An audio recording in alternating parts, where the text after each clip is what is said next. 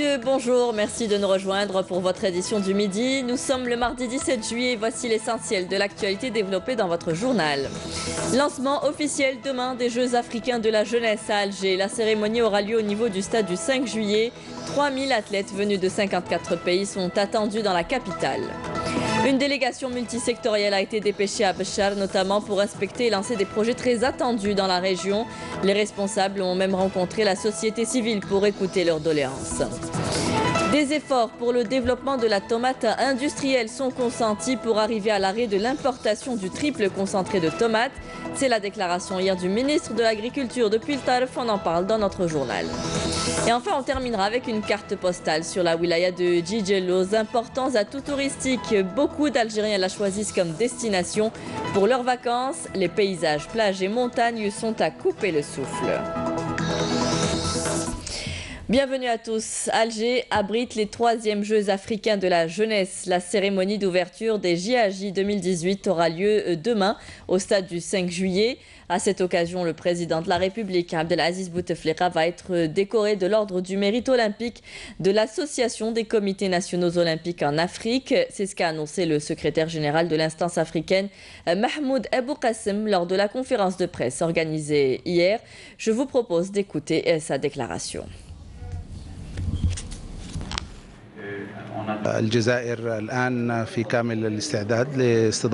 L'Algérie est prête à accueillir la 3e édition des Jeux africains de la jeunesse.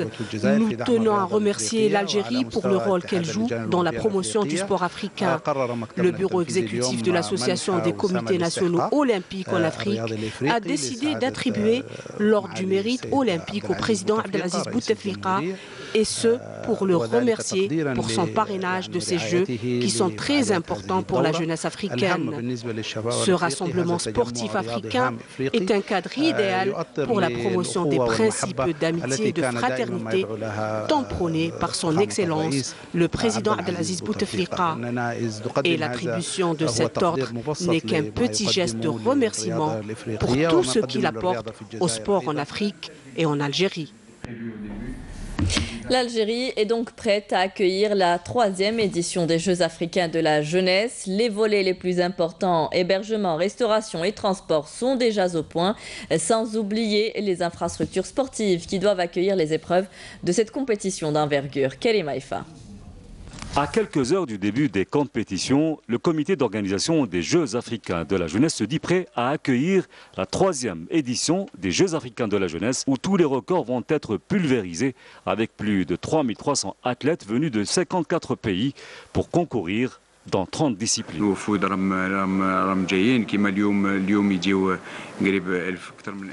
Les délégations arrivent au fur et à mesure. Aujourd'hui, plus de 1000 athlètes sont arrivés. Demain, on recevra à peu près le même nombre d'athlètes. Actuellement, nous avons plus de 1200 athlètes déjà installés dans leurs quartiers respectifs dans le village africain, avec un encadrement d'hommes et de femmes qui s'occuperont de l'organisation au sein de ce village.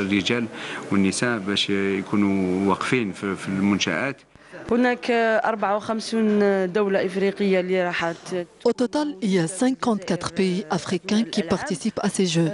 À ce moment précis, nous avons reçu la majorité des athlètes africains.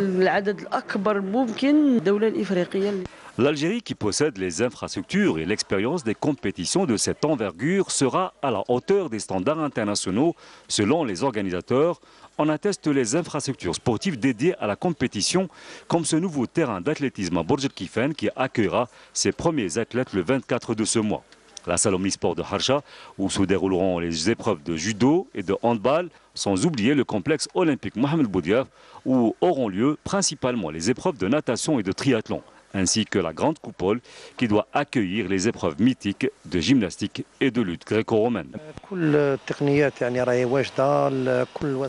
Tout est fin prêt pour accueillir les athlètes et le public. On n'attend plus que le lancement des épreuves. Nous sommes là pour que tout se passe bien et j'espère que nous allons honorer l'Algérie. Pour la réussite de cet événement, plus de 600 guides ont été formés pour accompagner les délégations africaines lors de leur séjour en Algérie. Quant à l'accès au site de compétition, il sera gratuit pour le public pendant toute la période des Jeux afin d'encourager les Algériens à venir assister à ce rendez-vous, d'autant qu'il coïncide avec les vacances scolaires. Et sachez que les compétitions s'ouvrent aujourd'hui avec du football. 3 matchs sont au programme de ce mardi, dont celui de la sélection algérienne à 18 h au stade de la protection civile de Bebzouar.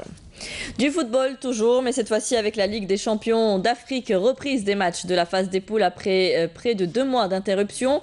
Les 2 représentants algériens, le Mouloudia d'Alger et le SC Tif, qui évoluent dans le groupe B, affronteront respectivement pour le compte de la 3e journée le TP Mazembe à Lubumbashi et à partir de 14 h algérienne. Mais le match du jour opposera les Sétifiens au Difa Hassani El Jadid du Maroc au stade du 8 mai 45 de Sétif à 20 h.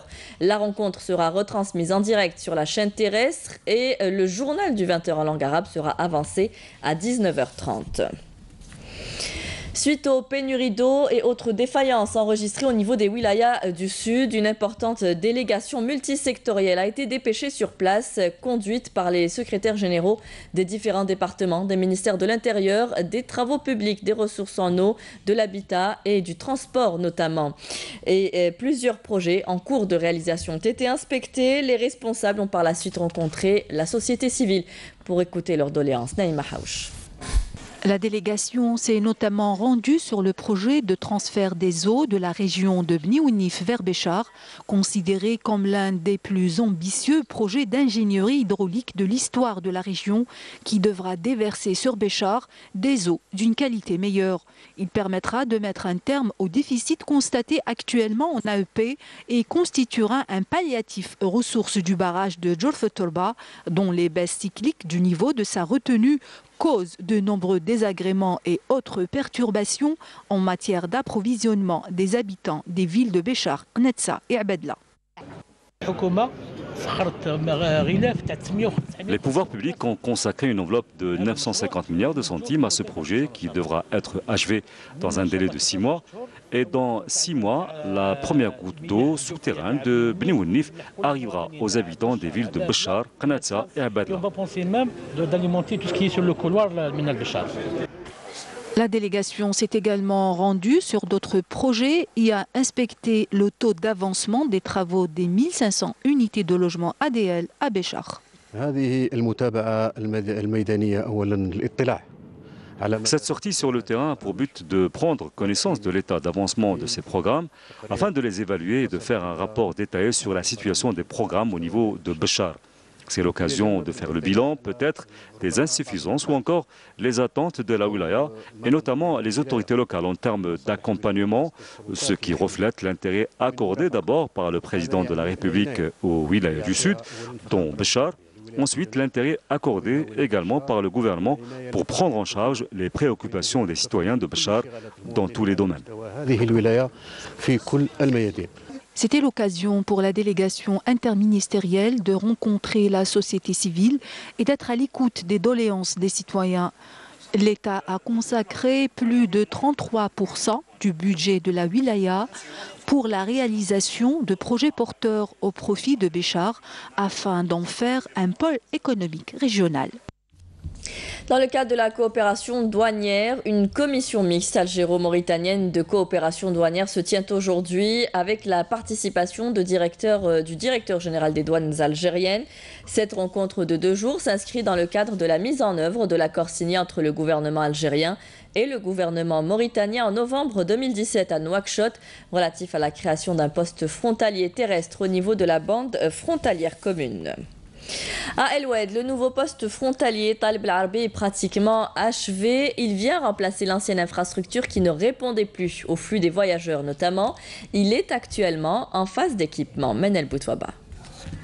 Trait d'union entre l'Algérie et la Tunisie s'étendant sur une superficie de 12 hectares, le nouveau poste frontalier Taleb El-Arbi compte parmi les plus importants projets dont a bénéficié la wilaya d'El Oued. Beaucoup plus grand, mieux équipé et plus apte à contenir le flux grandissant de transitaires, il remplacera l'ancien poste frontalier.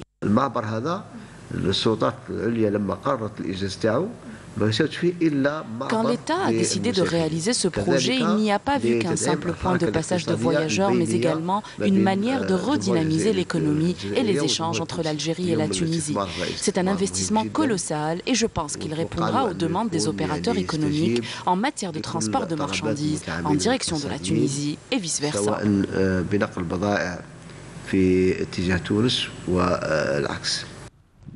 Ce nouveau point de passage terrestre a été doté de toutes les infrastructures nécessaires et d'équipements sophistiqués. Toutes les dispositions sont prises pour faciliter aussi bien la circulation des personnes que des biens. De leur côté, les habitants d'El Oued attendent beaucoup de ce projet prometteur. Après un retard et une attente qui auront duré plusieurs années, les travaux sont presque achevés. C'est un acquis pour l'Algérie. Nos frères tunisiens ont quant à eux terminé les travaux à 100%. Nous avons même signé des accords entre El Oued et le gouvernorat de Tozal en Tunisie, suivant les orientations du président de la République de redynamiser les échanges avec les pays voisins. Mais nous ne savons toujours pas pourquoi autant de retard a été enregistré dans l'ouverture de ce poste frontalier.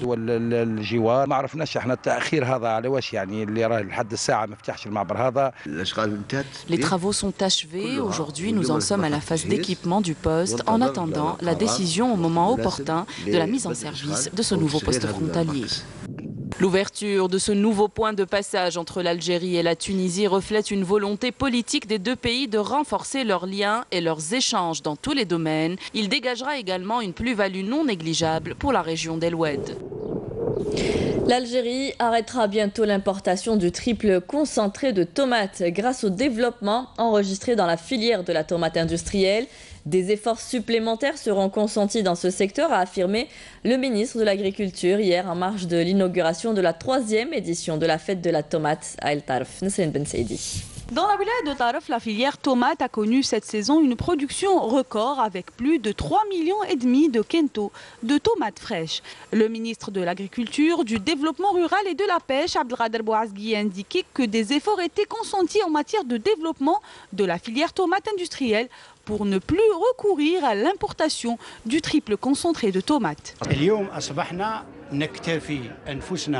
Nous avons atteint une autosuffisance nationale, pas uniquement dans la filière tomate, mais aussi pour tous les légumes.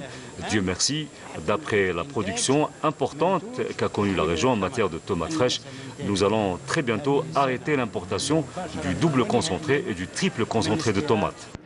Le triple concentré, le double concentré de tomates. Le ministre a affirmé lors de sa visite que plusieurs aides au profit des jeunes agriculteurs seront octroyées, notamment en ce qui concerne le forage, l'amélioration du système de l'irrigation et même pour rembourser leur crédit agricole.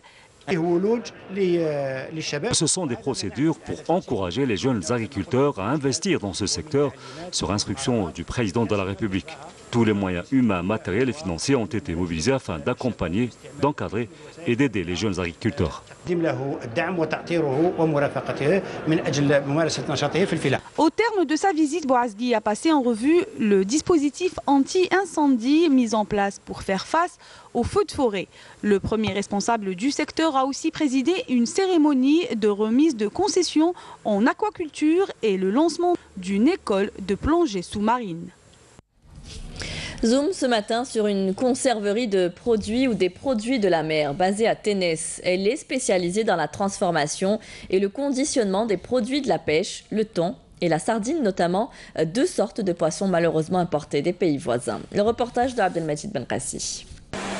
Ayant longtemps appartenu à l'entreprise publique Enapêche avant d'être cédé dans un premier temps aux travailleurs qui n'ont pas pu résister face aux difficultés de trésorerie, ils ont dû jeter l'éponge. La conserverie de sardines et de thon de Ténès a été reprise depuis 2012 par un investisseur privé qui a injecté les moyens nécessaires à travers un financement de la banque et depuis, il continue l'activité halieutique. La vocation de cette unité, c'est de transformer les produits de la pêche et de produire de la conserve alimentaire des produits de la pêche. Jusqu'à mars 2018, nous produisions la conserve de sardines de 125 grammes et de mars 2018 à maintenant, nous avons diversifié la production en ajoutant la conserve du thon. Du thon, une équivalence de 1,5 tonne par jour et pour la sardine, près de 4 tonnes sont produites tous les jours ici. Et ce qu'il faudrait retenir, c'est que la majorité, 95% du personnel est constitué de femmes.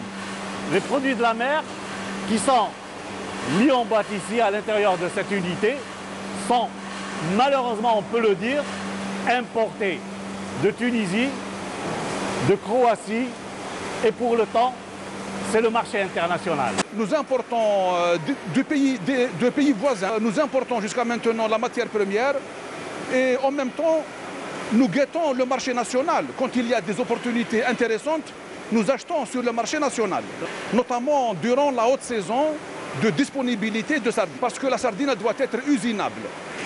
Donc il y a un calibre, il y a des conditions qui sont requises. Du thon et de la sardine congelée importée, bien sûr à cause de la faiblesse des quantités pêchées par les flottilles algériennes. Il restera alors un travail de conditionnement pour les conserveries algériennes qui, du reste, ne sont pas très nombreuses. Conserver de la sardine et du thon congelé, une activité qui n'est pas propre à l'Algérie, c'est un processus pratiqué de par le monde. C'est une conserverie de poissons spécialisée dans la transformation, la congélation, le conditionnement et la commercialisation des produits de la pêche. Essentiellement les conserves de sardines et les conserves de thon. Les matières premières d'importation comme la sardine congelée, le thon congelé. Maintenant, nous sommes sur un projet de réalisation et d'équipement d'un complexe frigorifique pour augmenter notre autonomie en matière de réfrigération des matières premières qui sont acquises à partir du marché international. Des ambitions pour inonder le marché national en produits de la mer pour une demande à chaque fois croissante, mais aussi offrir de l'emploi, surtout pour la main-d'œuvre locale. À Sidi Bla Abbès, les besoins de la population en lait sont couverts depuis peu grâce à l'ouverture récente d'une laiterie. L'unité qui utilise du lait cru dans sa production arrive à produire 20 000 litres de lait par jour, ce qui lui permet d'élargir son secteur de distribution aux wilayas limitrophes. Son plus, le recrutement d'une équipe jeune fraîchement sortie des centres de formation professionnelle. Le reportage d'Amel Siridir. Tous les matins, après avoir sillonné plus d'une centaine de fermes au niveau de toute la commune, ces collecteurs de lait arrivent à l'unité Tidjini.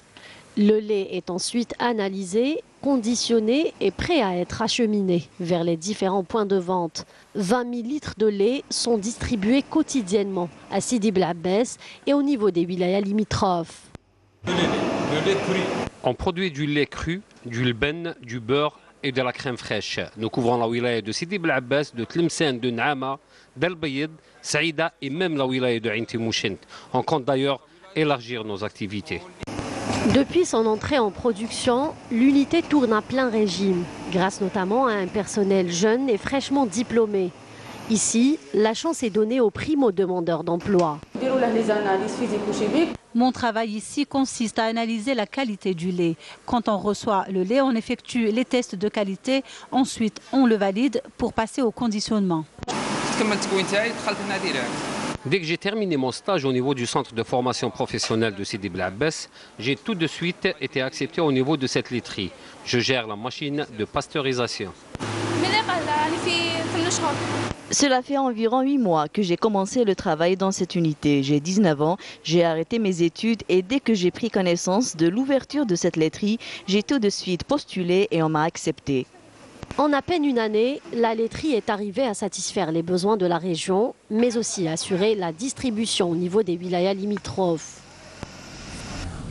Tidjel, ville côtière par excellence, la wilaya attire de nombreux estivants. Il faut dire que la région possède des atouts touristiques indéniables. Les montagnes tombent souvent à pic dans la mer dans cette région et forment la célèbre corniche djidjelienne. Une carte postale de Djidjel nous est présentée ce matin par Hassiba Abdallah. Chaque été, Djidjel accueille un monde fou d'estivants. Ils viennent profiter des belles plages et de la beauté de la nature de la ville. Djidjel est très belle et puis on est en sécurité ici. On se sent à l'aise. Je profite bien de mon congé. C'est calme, on est loin des problèmes de la ville. Au bord des plages, des installations de recharge pour les téléphones portables mises à la disposition des estivants. Nous avons placé des postes de recharge pour les téléphones pour que les estivants puissent charger leurs portables. Djidjel, c'est aussi le tourisme des montagnes. Ce dernier est en pleine expansion. Les gens viennent voir le San Jumago ou faire une randonnée au milieu des montagnes. Le tourisme ne se limite pas à la plage. Beaucoup de familles viennent passer la journée ici, sous l'ombre des arbres. C'est frais, l'air est propre, c'est calme et c'est surtout reposant. La nature de Gijel ne cesse d'émerveiller les touristes, des moments de détente qu'ils ne sont pas prêts à oublier. C'est la fin de ce journal. Merci à vous tous de nous avoir suivis. Tout de suite, vous retrouvez Amel Aribi pour les prévisions météo. Vous pouvez revoir nos programmes sur Facebook et YouTube. Les adresses s'affichent en bas de votre écran. Ce soir, rendez-vous avec Nadia Madassi pour le journal à 19h. Très bonne journée à tous. Au revoir.